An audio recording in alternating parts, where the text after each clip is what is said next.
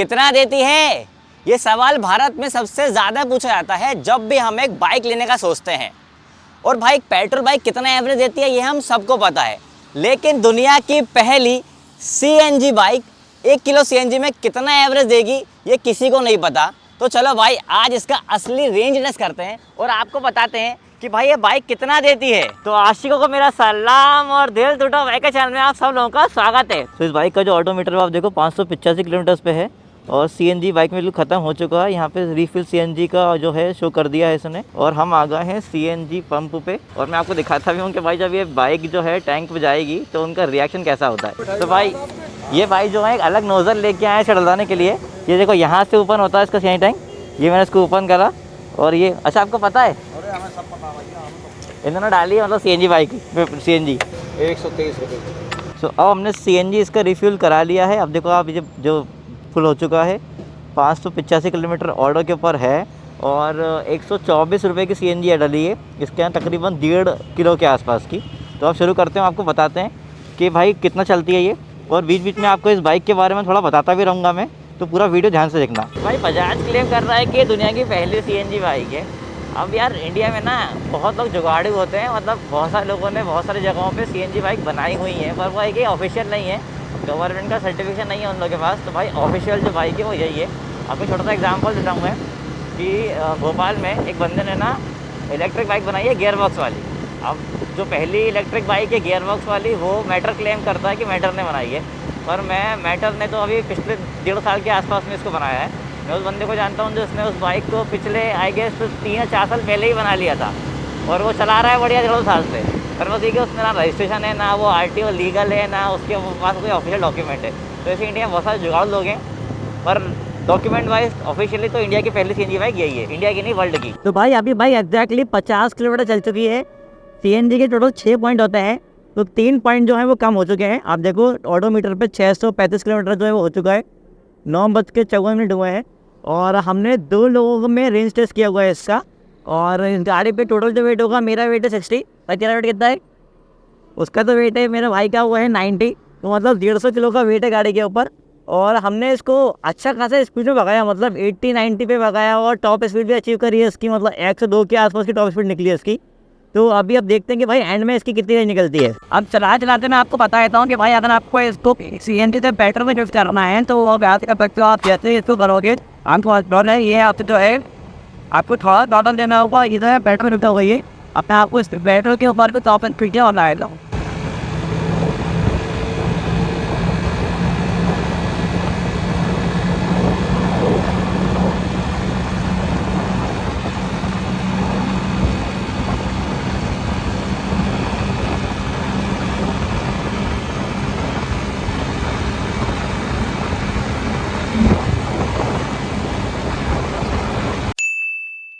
सो भाई total 100 kilometre गाड़ी चल चुकी है। आपको आ जाइए बता देता हूँ ऑडोमीटर के ऊपर। देखो 10:50 जो है वो हो चुके हैं। 685 किलोमीटर जो है वो ऑर्डर पे हो चुका है। हमने जब स्टार्ट किया था 585 किलोमीटर था, लेकिन एक जो चीज़ अलग है वो ये है कि सिर्फ 1 पॉइंट भी ख़त्म नहीं हुआ यहाँ पे, मतलब 1 पॉइंट कम हो रहा था लेकिन वापस आ गया। तो 6 पॉइंट होना चाहिए थे। 3 पॉइंट पर हमने 50 किलोमीटर चलाया था। 50 किलोमीटर दोबारा चलाने के बाद भी 3 पॉइंट थे, अभी 1 पॉइंट कम हो गया है। अब जो इसका अंतर है वो ये है कि भाई जब मैं गाड़ी चला रहा था उस टाइम पर हम लोग गाड़ी भगा रहे थे। गाड़ी पे 150 किलो का वेट ही है अभी भी, लेकिन पहले 50 किलोमीटर पे 3 पॉइंट कम हुए, दूसरे 50 किलोमीटर पर सिर्फ 1 पॉइंट कम हुआ। उसकी वजह ये है कि पहले 50 किलोमीटर पे हम लोग गाड़ी बहुत तेज़ भगा रहे थे, मतलब मैंने 80, 90, 100 की स्पीड पे भी गाड़ी बहुत लंबी समय तक चलाई है, चलाते आ रहा था, मैं भगाते आ रहा था। पर जब मैं वापस आ रहा था वहाँ पे मैंने गाड़ी थोड़ी धीरे चलाई, मतलब 70-75 की स्पीड पे मैंने क्रूजिंग करी है, इसलिए हमें थोड़ा सा एवरेज जो है वो ज़्यादा मिल गया। और यही चीज़ डिपेंड करती है जब आप नॉर्मल कंडीशन के अंदर गाड़ी चलाते हो। आप गाड़ी तेज़ चलाओगे तो आपको एवरेज कम मिलेगा, आप धीरे चलाओगे तो आपको एवरेज ज़्यादा मिलेगा। पर अभी भी इसके 2 पॉइंट बचे हुए हैं, तो देखते हैं कि कितना एवरेज देती है एग्जैक्टली ये। चलो, तो अब ऑटो की रीडिंग हो गई है 709 किलोमीटर, 11:30 बज चुके हैं और फिर से लो सीएनजी का जो है इंडिकेशन वो आ चुका है।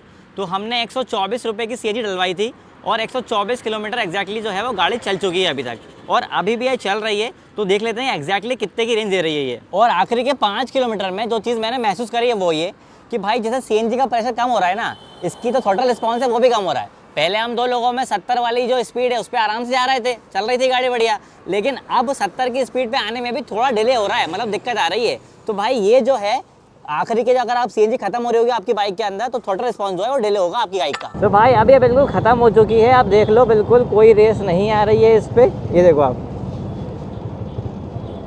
तो हम जो सोच रहे थे कि ये ऑटोमेटिकली जो है पेट्रोल पे शिफ्ट हो जाएगी, वैसा नहीं हुआ है, ये जो है ये बंद हो चुकी है। तो टोटल व्हीकल चला है वो 744 किलोमीटर चला है, 12:30 बज चुके हैं, वो सीएनजी जो है पूरा ख़त्म हो चुका है। अब बात कर लेते हैं दिल टूटा बाइकर के कंक्लूजन की। तो भाई देखो, हमने टोटल सीएनजी पे इसका जो फुल टैंक कराया था हमने सीएनजी का, और उसके बाद जो हमने टोटल गाड़ी चलाई है वो चलाई हमने 159 किलोमीटर। आपकी कैलकुलेशन के लिए मैं इसको 160 किलोमीटर बोल देता हूँ क्योंकि समझने में थोड़ी आसानी होगी। अब समझो 160 किलोमीटर टोटल गाड़ी चली है। शुरू के जो 50 किलोमीटर थे उस पर हमने इस गाड़ी को तेज़ चलाया था, मतलब मेरी जो एवरेज स्पीड रही थी वो 90 किलोमीटर 100 किलोमीटर के आसपास रही होगी, और कंपनी क्लेम करती है कि इस गाड़ी की टॉप स्पीड जो है वो 94 किलोमीटर पर आवर है, जबकि हम इसे 102 किलोमीटर पर आवर तक पे भी लेके गए थे। तो जो शुरू के 50 किलोमीटर थे हमने उस पर गाड़ी बहुत तेज़ चलाई, और हमारे टोटल जो सीएनजी के पॉइंट्स होते हैं वो 6 पॉइंट्स होते हैं इसके अंदर जो सामने शो करता है, उसमें से 3 पॉइंट कम भी हो गए थे, मतलब 3 पॉइंट में हमने गाड़ी चलाई 50 किलोमीटर क्योंकि हमने गाड़ी तेज़ चलाई। अब जो बाकी के 3 पॉइंट्स है उस पर हमने टोटल गाड़ी चलाई है 110 किलोमीटर। अब ये इसलिए हो पाया क्योंकि जो बाकी 110 किलोमीटर थे उस पर हमने गाड़ी जो है वो धीरे चलाई है। हमारी जो एवरेज स्पीड थी वो 65 से 70 किलोमीटर के आसपास रही थी, तो टोटल गाड़ी चली है 160 किलोमीटर। सो अब आपके माइंड में होगा कि एग्जैक्टली एक इंसान में गाड़ी कितने की रेंज देगी। तो भाई देखो, हमने 2 लोगों के साथ में 150 किलो वेट के साथ में गाड़ी तेज़ चला के हमारा 160 किलोमीटर की रेंज निकली है।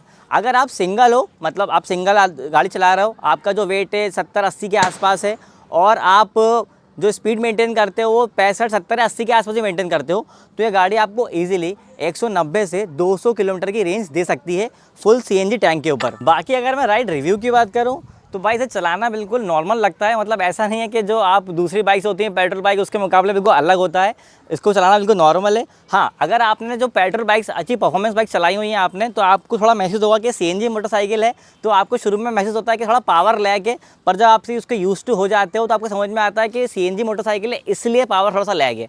इसकी अच्छी बात यह है कि आप इसके चलाते हुए भी आप इसको सीएनजी से पेट्रोल में शिफ्ट कर सकते हो, और जब आप इसे चलाते हुए सीएनजी से पेट्रोल में शिफ्ट करोगे तो आपको महसूस होगा कि हल्का सा जो है वो पावर इंक्रीज़ होगा। आप जब चलाओगे, मतलब बहुत थोड़ा सा है, लेकिन आपको महसूस हो जाएगा कि सीएनजी और पेट्रोल में कितना बड़ा अंतर है।